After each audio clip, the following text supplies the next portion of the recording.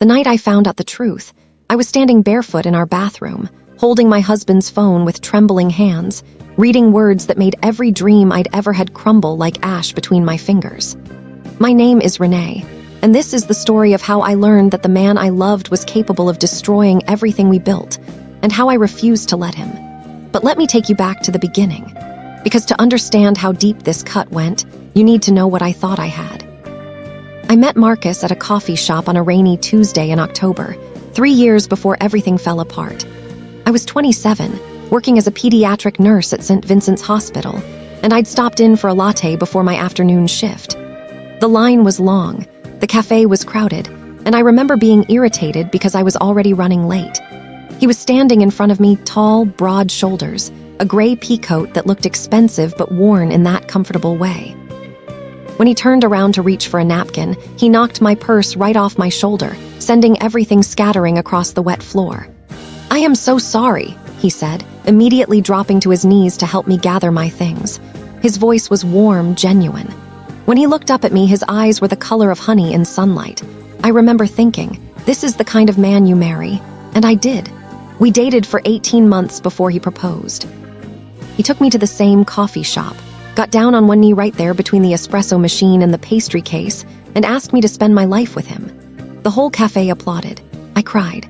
I said yes without a single doubt in my heart. Our wedding was small, just family and close friends in his mother's backyard. I wore my grandmother's pearls and a simple white dress I'd found at a consignment shop. Marcus cried when he saw me walking toward him. His best man, Devin, had to hand him tissues. Everyone said we were the couple that gave them hope. The couple that reminded people love was still real. For the first 2 years of our marriage, I believed that too. We bought a little house on Maple Street with a yellow front door and a porch swing that creaked when you sat on it. I planted roses along the fence. Marcus built raised garden beds in the backyard where I grew tomatoes and basil. On Saturday mornings, we'd sit on that creaky porch swing with our coffee, not saying much, just existing together in that comfortable silence that only comes when you truly know someone. Or when you think you do. Marcus worked as a project manager for a construction company. The hours were long, but he never complained. He'd come home smelling like sawdust and cement, kiss my forehead, and ask what was for dinner. We'd eat together at our small kitchen table, talking about our days, making plans for the future. "I want kids," I told him once early in our marriage. "At least 2, maybe 3. He'd smiled, reached across the table, and squeezed my hand. "Me too, when the time is right." I held on to those words. When the time is right.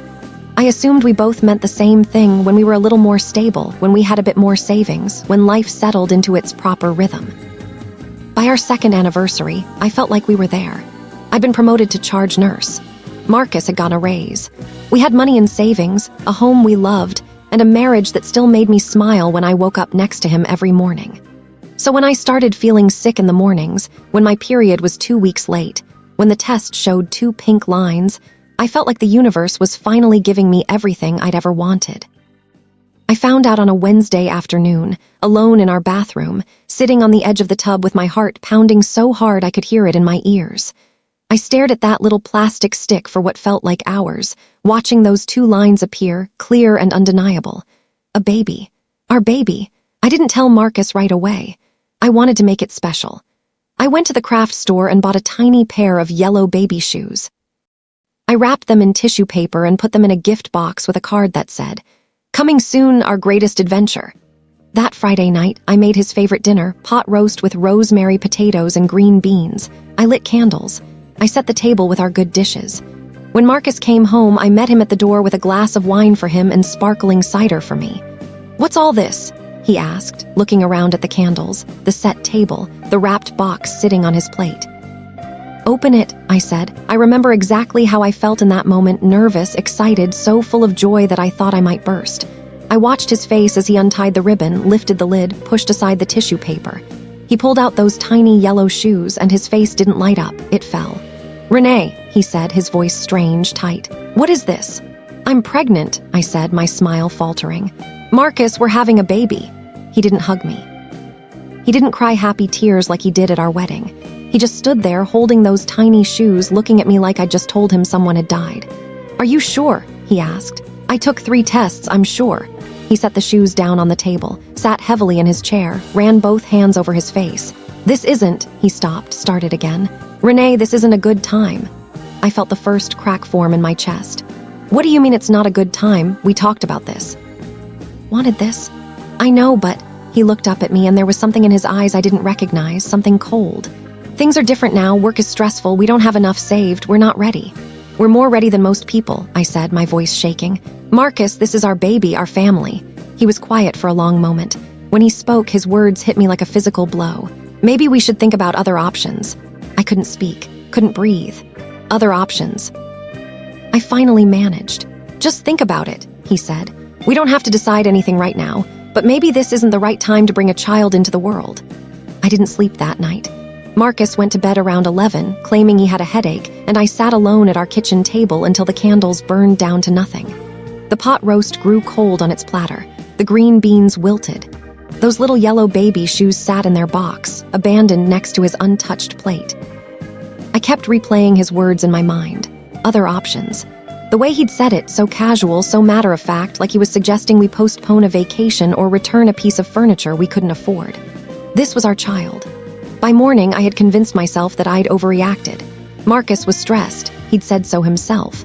Work had been demanding lately. He'd mentioned layoffs happening at the company, projects falling behind schedule. Maybe he just needed time to process. Maybe once the shock wore off, he'd come around. When I heard him moving around upstairs, I wiped my eyes, splashed cold water on my face, and started making breakfast. Coffee, eggs, toast with butter the way he liked it. He came down in his work clothes, hair still damp from the shower, and stopped when he saw me at the stove. Renee, he said softly. About last night. It's okay, I said quickly, not turning around. I couldn't look at him yet. You were tired. It was a lot to take in.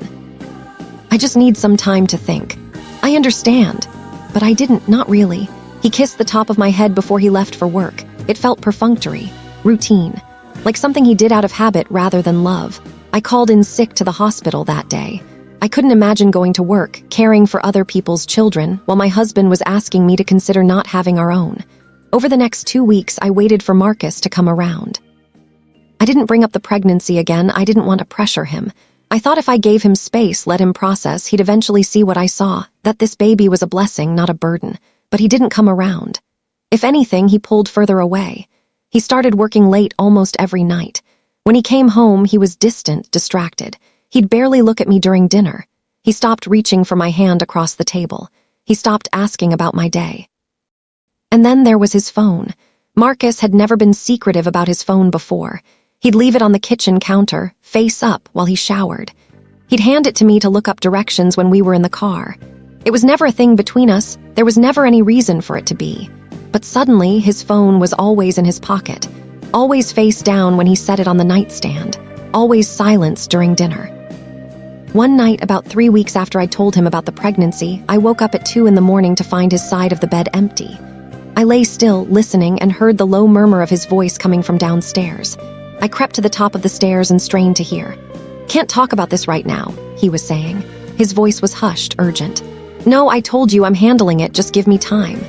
A pause, then, I know you're worried, but it's going to be fine, trust me." My heart was pounding so loud I was sure he could hear it. I went back to bed before he could catch me listening. When he slipped back under the covers 20 minutes later, I pretended to be asleep.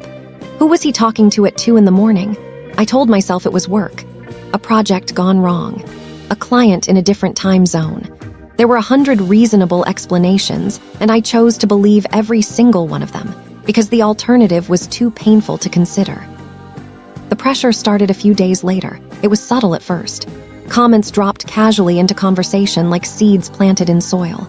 "You know, Sharon at work just had a baby," Marcus said one evening as we ate dinner. "She had to go back to work after 8 weeks, says she never sees her kid. Daycare costs more than her mortgage." I looked up at him. "That's sad." "It's reality," he shrugged. "Kids are expensive, time-consuming. People don't think about what they're really signing up for."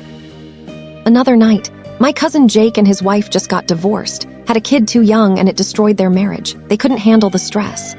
And another, I was reading this article about how couples who wait to have children are happier in the long run, financially stable, more emotionally prepared. Each comment was a tiny needle, sliding under my skin. He never said outright what he wanted. He didn't have to. The message was clear: having this baby is a mistake. One Sunday morning, he finally dropped the pretense altogether. We were on the porch swing, that same porch swing where we used to sit in comfortable silence, wrapped in our love for each other. But now the silence felt heavy, suffocating. "I've been thinking," Marcus said, staring out at the yard. "About the baby." I held my breath. "I really think we should wait," he continued. "You're still young, we have plenty of time, why rush into something we're not ready for?" "I'm almost 30, I said quietly, "and I don't think we're rushing. We've been married for 2 years, we have stable jobs, we have this house. What exactly are we waiting for?" He turned to look at me, and there was something in his expression I couldn't read. Frustration, fear, something else entirely. "Renee, I'm asking you to trust me on this. And I'm asking you to tell me why. Because we're not ready isn't a reason, Marcus, not a real one." He was quiet for a long moment. When he spoke, his voice was harder than I'd ever heard it. "What if I told you I don't want this baby?" The words hung in the air between us like smoke. "Then I'd ask you why," I said, my voice breaking. "Because 3 years ago you told me you wanted children. You said you wanted a family with me. What changed?" He didn't answer. He just stood up, walked inside, and closed the door behind him. I spent the next week in a fog of confusion and grief. I went to work, smiled at my patients, charted medications, and held babies in the NICU who needed a warm body to comfort them. Then I came home to a husband who looked at me like I was a stranger. Something was wrong. Something more than cold feet, more than financial stress, more than fear of parenthood. I could feel it in my bones, that instinct women have when the foundation beneath them starts to crack. But I still didn't want to believe it.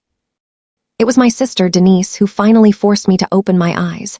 She came over one Saturday afternoon while Marcus was at work, or so he said. We sat in my kitchen drinking tea, and she watched me with the worried expression she'd worn since childhood whenever I was hurting. "Ree, you look exhausted," she said. "And you've lost weight, you're supposed to be gaining." "I'm fine." "You're not." She reached across the table and took my hand. "Talk to me, what's going on?"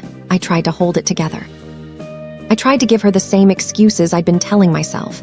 But sitting there, looking into my sister's eyes, I felt all my defenses crumble. I told her everything. The dinner, the yellow shoes, his reaction, the late-night phone calls, the pressure, the coldness that had settled into our marriage like frost creeping across a window. When I finished, Denise was quiet for a long moment. "Renee," she said gently, "I don't want to scare you, but something about this doesn't add up." "What do you mean?" She bit her lip. "I mean, a man who wanted children suddenly doesn't. A husband who never hid anything is suddenly secretive with his phone. Late-night phone calls, working late every night." She paused. "Have you considered that there might be someone else?" The words hit me like a bucket of ice water. "No," I said immediately. "Marcus would never." "I hope you're right," Denise said. "I really do, but promise me you'll at least pay attention. Look for anything that doesn't make sense." I promised. That night, I started watching. I became a detective in my own home. I hated myself for it. Every time I checked the mileage on his car, every time I sniffed his shirts for unfamiliar perfume, every time I studied his face for signs of deception, I felt like I was betraying everything I believed about marriage, about trust, about us. But Denise's words had planted a seed I couldn't uproot. "Have you considered that there might be someone else?" The first thing I noticed was his schedule. Marcus had always worked 8 to 5, Monday through Friday. Occasionally there'd be a Saturday if a project was behind, but he'd always tell me in advance, always text me updates throughout the day. Now he was leaving earlier and coming home later. He'd disappear for entire Saturdays with vague explanations about site visits and client meetings. When I asked questions, his answers were short, clipped. "Where were you today?" "The Henderson project." "Until 9 o'clock at night." "We had problems, plumbing issues, you know how it is." But I didn't know anything anymore. The second thing I noticed was the credit card statements. I'd always handled our finances, paid the bills, balanced the budget, tracked our spending.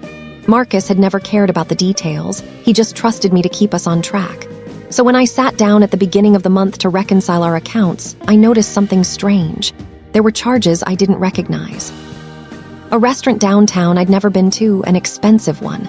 A florist. A jewelry store. We hadn't gone out to dinner in weeks. He hadn't bought me flowers in months. And the only jewelry I'd received from Marcus in the past year was a pair of earrings for my birthday. I stared at those charges until my vision blurred with tears. There has to be an explanation, I told myself. Maybe they're gifts for a coworker. Maybe he's planning a surprise for me. But deep down, in that hollow space beneath my ribs where hope used to live, I knew.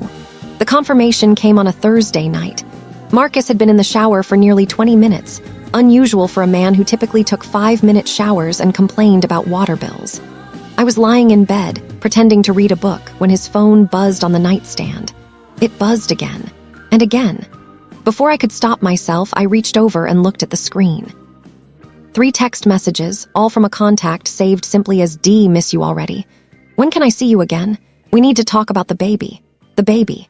My hand was shaking so badly I nearly dropped the phone. I could hear Marcus turning off the shower, hear the rings of the curtain sliding across the rod, hear his feet hitting the bath mat. I had maybe 30 seconds. My fingers moved on their own, typing in his passcode, our anniversary, the same code he'd used for years, and opening his messages. What I found there destroyed me. The conversation with D went back months, since before I'd even found out I was pregnant. The messages were exactly what you'd expect, flirtatious at first, then intimate, then explicit in ways that made my stomach turn. But it was the recent messages that shattered me completely. She told me about the baby Marcus had written 3 weeks ago. I'm handling it. I told her we're not ready, and if she doesn't agree, D had responded, she will. I'll make sure of it. This baby isn't happening. And then just last week, I went to the doctor today, D had written. It's confirmed. I'm 8 weeks along. That's incredible, Marcus had replied. This is what we've been waiting for, our fresh start. What about Renee? She's not your concern. I'm going to end things soon. Once I convince her to take care of the situation, there won't be anything tying me to that marriage. The bathroom door opened. I dropped the phone back on the nightstand, my heart hammering so hard I thought I might pass out. I stared at my book, seeing nothing, understanding everything. Danielle, his ex-girlfriend, the woman he'd dated for 4 years before we met, the one he said he'd ended things with because they wanted different things, the one he swore he had no contact with anymore. She was pregnant, with his baby, and he'd been pressuring me to terminate our child so he could start a new life with her. Marcus came out of the bathroom in a cloud of steam, towel wrapped around his waist, and smiled at me like nothing was wrong, like he hadn't just been plotting to erase our baby from existence so he could run off with another woman. You're still up, he said. I couldn't speak. I couldn't even look at him. Renee, you okay? I forced the word out through gritted teeth. Fine. He climbed into bed next to me, leaned over to kiss my cheek. His lips felt like poison on my skin. Get some sleep, he said. I've got an early morning tomorrow. Another early morning, I thought. Another lie. He was asleep within minutes, breathing deep and even, at peace with himself and his choices. I lay awake until dawn, staring at the ceiling, feeling my heart break into pieces too small to ever put back together. The next morning, I called in sick again. As soon as Marcus left for work, I went to our shared computer in the office. He'd always been careless about logging out of things, email, social media, bank accounts. It had never mattered before because I'd never had a reason to look. Now I had every reason. I found more emails to Danielle. I found receipts for hotel rooms. I found browser history showing he'd been researching apartments in another city, far from our little house on Maple Street with its yellow door and creaky porch swing. He was planning to leave me. He'd probably been planning it for months, even as he smiled across the dinner table and kissed my forehead and promised me we'd have children when the time was right. But it was the photos that broke something inside me. They were in his hidden folder, poorly concealed. Photos of Marcus and Danielle together, at restaurants, at the beach, in what looked like a hotel room.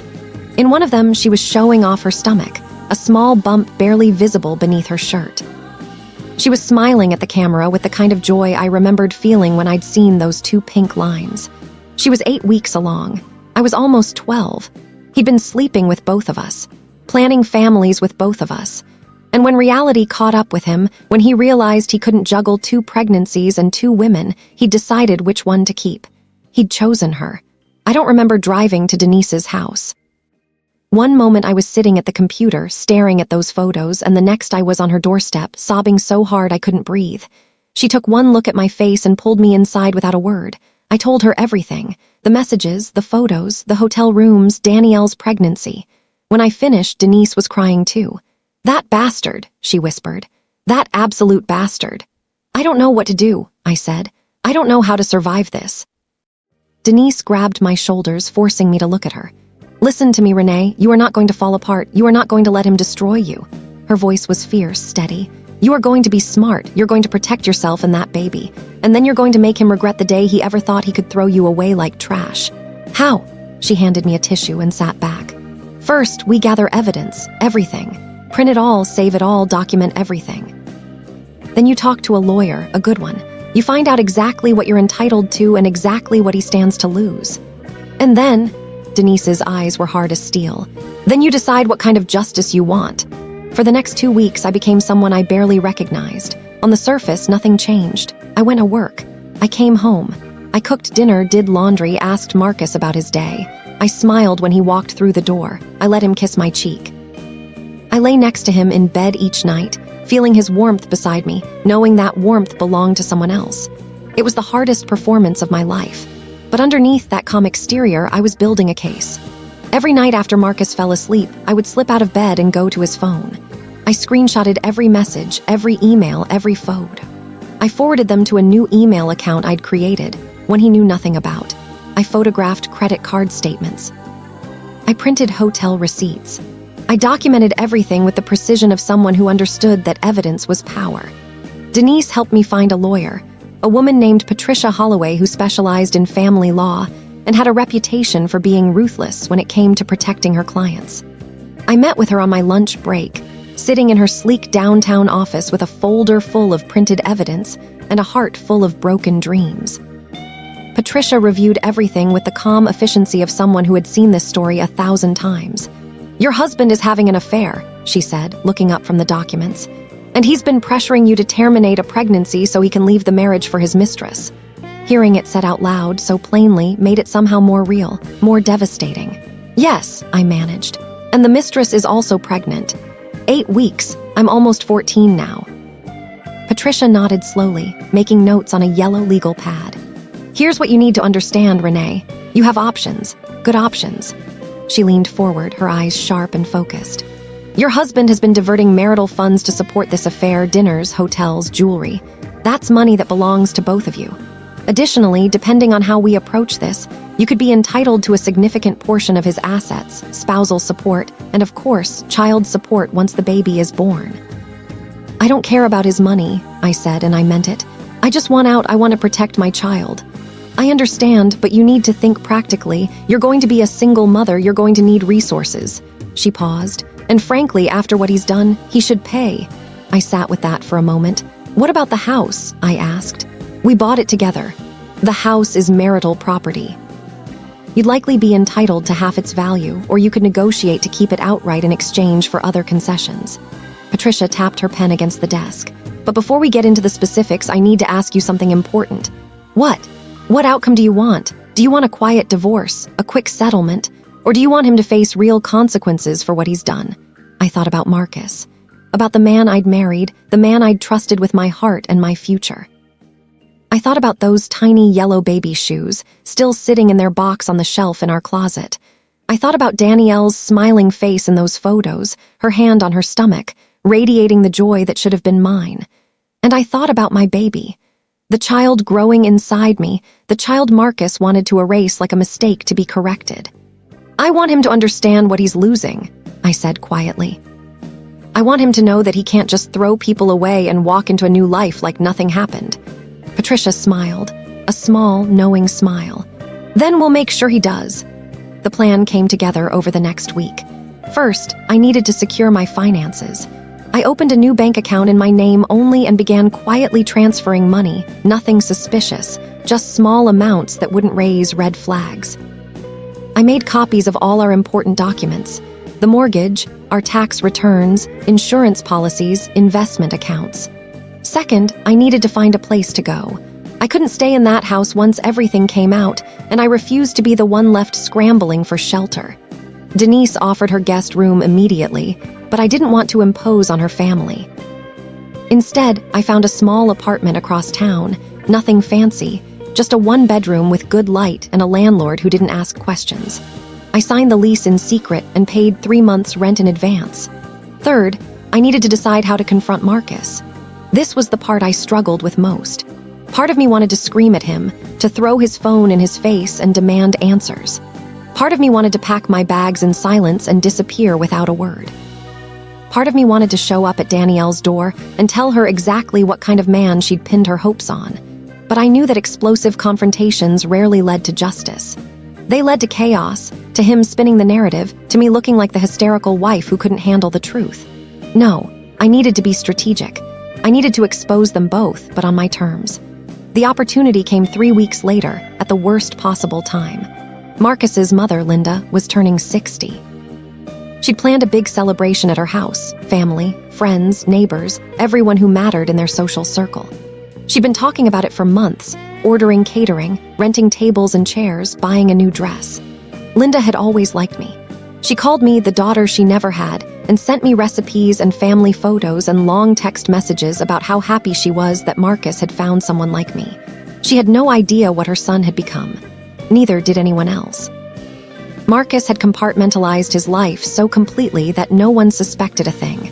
To his family, he was still the devoted husband, the responsible son, the man who'd built a beautiful life with his beautiful wife. They didn't know about Danielle. They didn't know about the other baby. They didn't know he'd been pressuring me to terminate my pregnancy so he could run off and start over. But they would. The morning of the party, I woke up calm. It was a strange feeling, this stillness in my chest where the panic and grief used to live. I had spent weeks preparing for this moment, rehearsing what I would say, imagining how it would unfold. Now that it was here, I felt almost peaceful. Marcus was already in the shower, getting ready. He'd been in a good mood all week, probably because he thought everything was going according to plan. I was still pregnant, yes, but he'd been ramping up the pressure lately. Just yesterday, he'd left a pamphlet on the kitchen counter. Pregnancy options, understanding your choices. Like I was some confused teenager who didn't know what she wanted. I'd thrown it away without a word. Now I sat on the edge of our bed and waited for him to finish getting ready. When he came out of the bathroom, dressed in a blue button-down and khakis, he smiled at me. "You look nice," he said. "Thank you. Ready for the party?" "Almost." I stood up, smoothing down my dress. It was a soft yellow, the color of those baby shoes, and it fell gracefully over my growing bump. I was showing now unmistakably pregnant. I just need to grab one more thing. I went to the closet and pulled out a small gift bag. Inside was something I'd prepared specifically for today.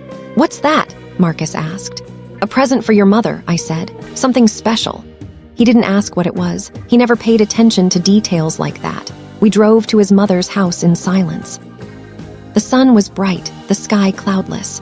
It was a beautiful day for a party, a beautiful day for the truth. Linda's house was already buzzing with activity when we arrived. Cars lined the street for half a block. The front yard was decorated with balloons and streamers in silver and gold, Linda's favorite colors. Through the windows, I could see people mingling, laughing, holding drinks and plates of appetizers. Marcus parked the car and came around to open my door. He was still playing the role of devoted husband, still performing for an audience that didn't know the performance was almost over.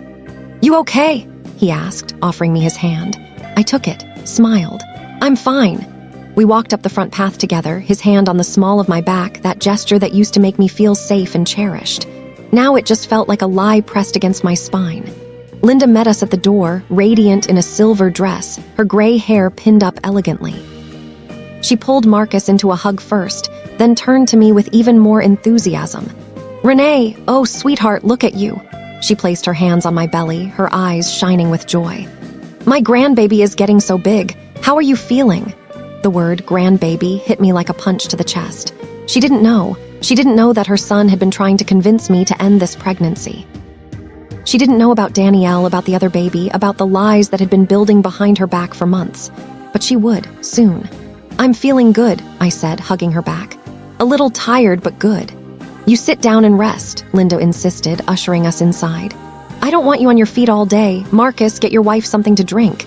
And make sure she eats. She's eating for 2 now." Marcus nodded, his hand still on my back. "Of course, Mom." We moved through the house, greeting relatives and family friends. Everyone wanted to congratulate us on the pregnancy.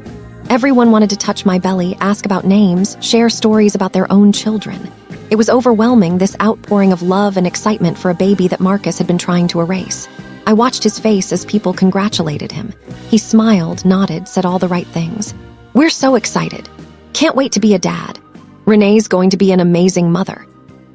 Each word was a lie, and he delivered them flawlessly. I wondered how long he'd been this good at lying. I wondered if anything he'd ever said to me had been true. The party unfolded around us in a blur of food, conversation, and laughter.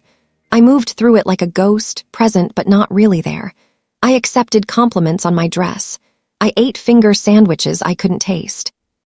I listened to Linda's friends tell stories about her, about their decades of friendship, about the kind of person she was, generous, loyal, devoted to her family. It made what I was about to do even harder, but it also made it necessary. Linda deserved to know who her son really was. She deserved to stop being complicit in his deception, even unknowingly. And Marcus deserved to face the people he'd been lying to for months. Around 4 o'clock, Linda gathered everyone in the living room for cake and gifts. The caterers brought out a beautiful 3-tiered cake with silver fondant and edible flowers. Everyone sang, "Happy Birthday." Linda blew out her candles with the enthusiasm of a child, and the room erupted in applause. Then it was time for presents. I watched as Linda opened gift after gift, jewelry from her sister, a cashmere sweater from her best friend, a photo album from Marcus's cousin filled with pictures from decades of family gatherings. She exclaimed over each one, hugging the giver, dabbing at her eyes. Finally, she reached for the small gift bag I'd brought. "This one's from Renee," she announced, smiling at me across the room. "Sweetheart, you didn't have to get me anything. Your being here is gift enough." "I wanted to," I said. My voice was steady. My hands were not. "It's something special, something I think you need to see." Linda reached into the bag and pulled out the tissue paper. Inside was a small envelope. She opened it, curious, and pulled out a stack of photographs. I had printed them that morning, selected carefully from the hundreds I'd saved. Photos of Marcus and Danielle together, at restaurants, at the beach, in hotel rooms. Photos of text messages confessing his affair, his plans to leave me, his pressure to handle my pregnancy. And finally, a photo of Danielle's ultrasound, which she'd sent Marcus just last week, captioned, "Our little miracle." Linda's face changed as she looked through them. The smile faded.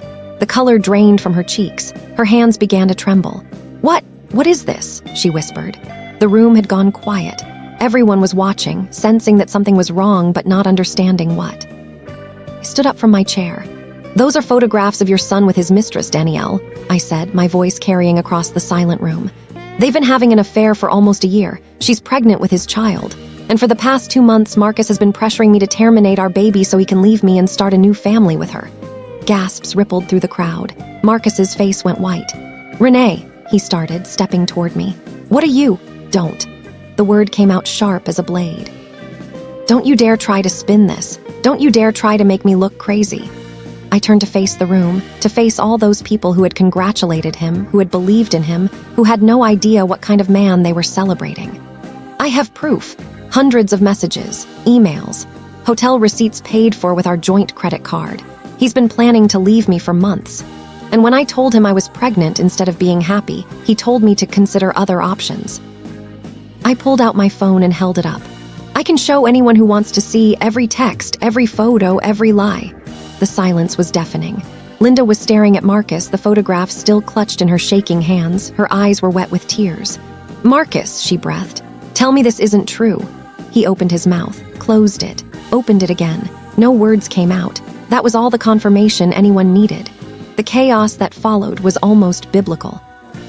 Linda started crying, not gentle, dignified tears, but the raw, ugly sobs of a mother watching her illusions about her son shatter in real time. Marcus's aunt rushed to her side, taking the photographs, looking through them with growing horror. "Oh my God," she kept saying. "Oh my God." Marcus's uncle, a gruff, no-nonsense man who'd always been kind to me, crossed the room in 3 strides and grabbed Marcus by the collar. "What the hell is wrong with you?" he demanded.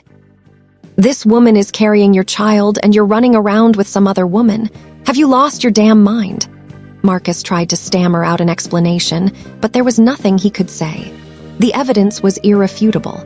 The betrayal was undeniable. People I barely knew were coming up to me, hugging me, telling me how sorry they were. Women who had smiled politely at me for years were now crying on my behalf, pressing my hands between theirs, saying things like, "You deserve so much better and we had no idea." And through it all, I felt something I hadn't expected. Not triumph, not satisfaction, just emptiness. This was my family too. These were the people I'd spent holidays with, shared meals with, laughed with. And now everything was broken, not just my marriage, everything. I looked across the room at Marcus. He was standing alone now, abandoned by the relatives who had always rallied around him.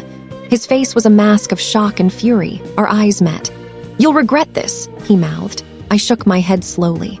"No," I said, loud enough for everyone to hear. "The only thing I regret is trusting you." I left Linda's house with my head held high and my heart in pieces. Denise had been waiting outside in her car, just like we'd planned. She wanted to come inside with me, to stand by my side when the truth came out, but I'd asked her to wait. This was something I needed to do alone. When I climbed into the passenger seat, she took one look at my face and pulled me into a hug. "It's done," I whispered against her shoulder. "I know, I'm so proud of you." We drove in silence to my new apartment, the one Marcus knew nothing about. Denise had helped me move my essentials there over the past week, a few boxes at a time, while Marcus was at work or with Danielle. My clothes, my grandmother's pearls, the quilt my mother had made me before she passed, the things that mattered. Everything else, the house, the furniture, the life I'd built with Marcus, I was prepared to leave behind. Some things aren't worth fighting for. That night, I sat alone in my small living room, surrounded by boxes I hadn't unpacked yet, and cried until I had nothing left. I cried for the marriage I'd believed in. I cried for the future I'd imagined. I cried for the family I'd thought my baby would have, a mother and a father who loved each other, who built a life together, who grew old side by side. That future was gone now, but another one was taking its place. The fallout from Linda's party was swift and brutal.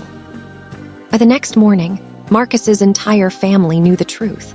His phone was flooded with angry messages from relatives who had always thought he was the golden child, the responsible one, the son who could do no wrong.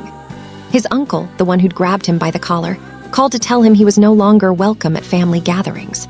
His aunt unfriended him on social media and posted a long message about men who betray their wives that everyone knew was about him. Linda called me that afternoon. I almost didn't answer. I wasn't sure I could handle her anger because surely she would be angry, surely she would blame me for humiliating her son in front of everyone. But when I finally picked up, her voice was soft, broken. "Renee," she said, "I am so sorry." I closed my eyes. "It's not your fault, Linda. I raised him, I should have seen who he was becoming, I should have." She trailed off, crying. "I just want you to know that I love you, you're still family to me, you and that baby." Nothing Marcus has done changes that. I started crying too. "Thank you," I managed. "That means more than you know. If you need anything at all, you call me, do you understand?" "I will." We talked for a long time after that. She told me about Marcus's childhood, about the warning signs she'd ignored, about the way he'd always been able to charm his way out of trouble. She blamed herself. I told her not to. "He made his own choices," I said. "He's a grown man, this is on him." By the time we hung up, I felt something I hadn't expected. Closure. Not with Marcus, that wound was still too fresh, but with his family. With the people I'd thought I was losing along with my marriage. Some of them, at least, had chosen to stand with me. Marcus showed up at my apartment 3 days later. I don't know how he found my address. Maybe he'd tracked my phone before I'd thought to disable location sharing. Maybe he'd followed Denise one day. It didn't matter. What mattered was that he was standing on my doorstep at 9 o'clock at night, pounding on the door like he had every right to be there. "Renee, open the door, I know you're in there." I stood in the middle of my living room, heart racing, phone in hand. "I'm calling the police," I said, loud enough for him to hear through the door. "I just want to talk. There's nothing to talk about. You humiliated me in front of my entire family, you ruined my life." I almost laughed. Almost. "You ruined your own life, Marcus. I just told the truth." There was a long pause. Then his voice changed, softer, pleading. "Renee, please, I made a mistake, I know that now, but we can work through this. We can go to counseling, we can. Can what? Pretend Danielle doesn't exist. Pretend you didn't spend months trying to convince me to terminate our child." I pressed my hand against the door, feeling the wood vibrate with each of his knocks. "It's too late, Marcus. It was too late the moment you chose her over us. I didn't choose her, I was confused, I was scared. You were a coward." Silence. When he spoke again, his voice was cold. The mask had slipped. "You're going to regret this, Renee. I'm going to fight you for everything. The house, the money, the baby. You're not going to get a dime from me." I smiled, even though he couldn't see it. "Talk to my lawyer." He left after that. I heard his footsteps retreating down the hallway, heard the building's front door slam behind him. I sank onto my couch and let out a breath I didn't know I'd been holding. It wasn't over, not by a long shot, but I had survived the first confrontation, and I would survive the ones to come. The divorce proceedings began the following week. Patricia Holloway was everything Denise had promised, sharp, strategic, and utterly unafraid of Marcus or his threats. She filed for divorce on the grounds of adultery, citing the evidence I'd gathered. She requested the house, spousal support, and full custody of the baby once it was born. Marcus's lawyer tried to fight back. He claimed the affair had been a momentary lapse in judgment. He claimed Marcus had never actually pressured me to terminate the pregnancy, that I was misremembering due to emotional distress. He claimed I was the one who had been neglecting the marriage, driving Marcus into another woman's arms. Patricia dismantled every argument with the precision of a surgeon. "Your client sent over 200 text messages to his mistress over the past year," she said during one particularly brutal deposition. "He paid for hotel rooms, dinners, and jewelry using marital funds. He told her in writing that he was going to handle his wife's pregnancy so they could start a new life together. Would you like me to read those messages aloud for the record?" Marcus's lawyer went pale. Marcus went paler. The judge, a stern woman in her 60s who had clearly seen every kind of deception a marriage could produce, was not sympathetic to Marcus's excuses. "Mr. Harrison," she said during one hearing, peering at him over her glasses, "I have reviewed the evidence submitted by Mrs. Harrison's counsel. What I see is a pattern of deliberate deception, financial misconduct, and emotional manipulation. Your actions have caused significant harm to your wife and to the child she is carrying." She awarded me the house. She awarded me spousal support. She awarded me full custody of the baby, with Marcus entitled only to supervised visitation if he wanted it. He didn't fight for visitation. Of course he didn't. He had another baby on the way, after all. Another woman. Another chance to play the role of devoted partner until he got bored and moved on to someone new. I found out about Danielle's situation 2 months after the divorce was finalized. Linda told me. She'd kept in touch, calling every few weeks to check on me and the baby. She was the one who delivered the news almost apologetically, like she was afraid it would hurt me. "Danielle left him," she said. "Apparently she found out he'd been lying to her too. He told her the divorce was his idea, that you were the one who'd had an affair. When she saw the news coverage, you know it made the local news, right? She realized the truth. I hadn't known about the news coverage. I'd been avoiding screens, avoiding social media, trying to protect myself from the noise. What happened? I asked. She packed up and moved back to her parents' house in Ohio. Had the baby there a few months ago, a little boy. Linda paused. She reached out to me, actually wanted to apologize. I didn't know what to say. She said she didn't know he was still married. He told her you'd been separated for over a year. Linda sighed heavily. I believe her. Marcus has always been good at telling people exactly what they want to hear. I thought about Danielle, this woman I'd hated for months, this woman I'd imagined as a scheming homewrecker who'd stolen my husband. But she'd been lied to just like me. She believed in Marcus just like me. We were both victims of the same man. I hope she finds peace, I said finally. And her son. She asked if you'd be willing to talk to her someday, so the children could know each other maybe. I considered it. Someday, I said. Not yet, but someday. My daughter was born on a Tuesday morning in April. 7 pounds 4 ounces, a head full of dark curly hair, eyes that couldn't decide if they were brown or hazel, shifting in the light like pennies at the bottom of a fountain. I named her Grace, not because I'm religious, though my grandmother was and she would have approved, but because grace was what I'd learned to give myself through all of this. Grace to grieve, grace to be angry. Grace to fall apart and then, slowly, put myself back together. When they placed her in my arms for the first time, I understood something I hadn't fully grasped before. None of what Marcus had done could touch this moment. None of his lies, his betrayal, his cruelty could diminish the miracle I was holding against my chest. She was mine. She was perfect. And she was worth every tear I'd cried, every sleepless night, every moment of doubt and heartbreak. Denise was there when Grace was born. She held my hand during the hard parts and cried happy tears when it was over. Linda came to the hospital that afternoon, arms full of flowers and stuffed animals, her eyes red from crying. She's beautiful, Linda whispered, looking down at her granddaughter. Absolutely beautiful. She looks like you, I said, and I meant it. Grace had Linda's nose, her delicate chin. It was strange finding pieces of Marcus's family in my daughter's face while feeling nothing but love for her. She looks like you too, Linda said. Strong, determined. She reached out and touched Grace's tiny hand. She's going to be a fighter, I can tell already. I smiled. She gets that from me. The first year of Grace's life was both the hardest and the most beautiful year of mine. I won't pretend it was easy. Single motherhood never is, no matter how prepared you think you are. There were nights when Grace wouldn't stop crying, and I didn't know what was wrong. When I was so exhausted I could barely see straight, when I missed having a partner to share the load with. But there were also moments of pure, uncomplicated joy. Grace's first smile, at 6 weeks old, directed at the mobile above her crib. Her first laugh, at 4 months, when Denise made a silly face at her across the dinner table. Her first word, "Mama," at 10 months, spoken with such clarity and intention that I burst into tears right there in the middle of the grocery store. I wasn't alone, either. Denise was there constantly, helping with night feedings, babysitting when I needed to run errands, reminding me to eat and sleep and take care of myself. Linda visited every few weeks, bringing homemade meals and gifts for Grace. My coworkers at the hospital threw me a surprise baby shower, showering me with diapers and onesies and enough formula to last for months. I had built a village without even realizing it. And that village held me up when I couldn't stand on my own. Marcus tried to come back into my life once, about 8 months after Grace was born.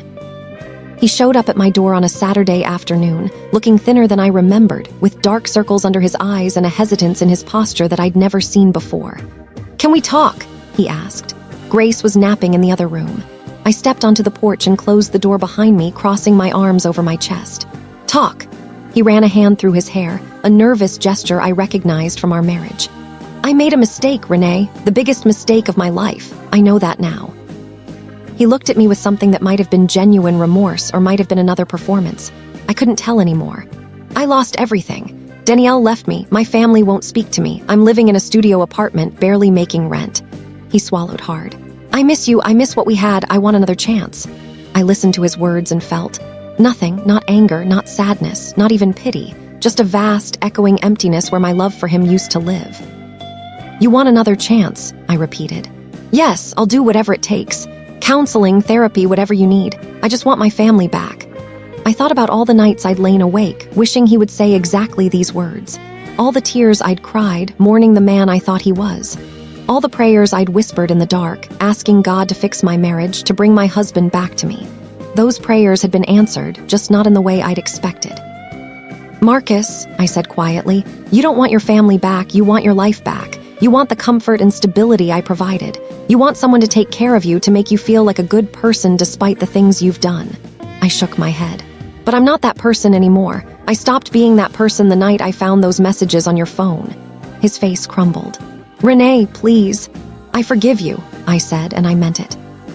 "I forgive you because holding on to anger was poisoning me, and I refuse to let you poison anything else in my life. But forgiveness doesn't mean reconciliation. It doesn't mean I trust you. It doesn't mean I want you back." I opened the door and paused, looking at him one last time. "You have a daughter, Marcus. If you want to be part of her life, really be part of it, not just show up when it's convenient, then we can talk about that. But you and me, we're done. We've been done for a long time." I closed the door in his face. He didn't knock again. 2 years have passed since that day. Grace is a toddler now, all wild curls and unstoppable energy. She runs through the house on sturdy little legs, laughing at everything, afraid of nothing. She has my stubbornness, and I hate to admit it, Marcus's charm. She can convince anyone to give her an extra cookie or 5 more minutes of playtime. I'm still living in the house on Maple Street. The judge awarded it to me in the divorce, and I've slowly made it my own. I painted the front door red instead of yellow, a fresh start. I tore out the raised garden beds Marcus built and planted a flower garden instead, full of wildflowers that bloom in every color of the rainbow. The porch swing still creaks, but now it's where I sit with Grace on summer evenings, reading her stories and watching fireflies dance in the yard. Marcus sees Grace once a month. Supervised visits at a family center across town. I don't know what he tells her during those visits, and I try not to think about it too much. She's too young to understand the complicated history between her parents. Someday I'll have to explain it to her, why Mommy and Daddy don't live together, why Daddy only visits sometimes, why there's a little boy in Ohio who shares her father but not her home. Someday, but not yet. For now, I focus on giving her the childhood she deserves. A childhood full of love, stability, and the knowledge that she is wanted. That she was always wanted, even when the world was falling apart around her. I think about Danielle sometimes. Linda keeps me updated in her gentle way. Danielle's son, his name is Marcus Jr. which I find both ironic and sad, is almost 2 now. He looks just like his father, apparently. Danielle is raising him alone in Ohio, working as a dental hygienist, rebuilding her life just like I rebuilt mine. We still haven't talked. Part of me wants to reach out, to connect with this woman who shares my strange, painful history. We were both deceived by the same man. We both brought children into the world believing they would have a present, devoted father. We both learned the hard way that some men are incapable of being what they promise to be. But another part of me isn't ready. The wounds have healed, but the scars remain. Maybe someday I'll pick up the phone and dial her number. Maybe someday our children will meet. We'll grow up knowing they're connected by blood even if their lives are separated by distance. Maybe someday. People ask me sometimes if I regret what I did. Exposing Marcus at his mother's birthday party, making the private public, burning down my marriage in front of everyone who mattered to him. I understand why they ask. There's a part of our culture that tells women to suffer quietly, to protect men's reputations even when those men have shattered our hearts. We're supposed to be dignified, composed, graceful in our pain. We're not supposed to make scenes. But here's what I've learned. Silence protects abusers. Secrecy enables betrayal. When I kept Marcus's behavior hidden, when I made excuses for him, protected his image, tried to fix things privately, I was only giving him more power. The moment I spoke the truth out loud in front of everyone, I took that power back. I don't regret it, not for a single second. If you're listening to this story and seeing yourself in it, if you're lying awake at night, wondering if the person beside you is telling the truth, wondering if the love you feel is being returned, wondering if you're crazy for suspecting something is wrong, I want you to hear me. You're not crazy. Trust your instincts. They're trying to protect you. And if the worst turns out to be true, if the person you love turns out to be someone you never really knew, remember this: their betrayal is not your failure. Their lies are not your shame. You can survive this. You can rebuild. You can find your way back to yourself. It won't be easy. There will be days when the grief feels unbearable, when you can't imagine ever being happy again. But those days will pass. The sun will rise, your heart will heal.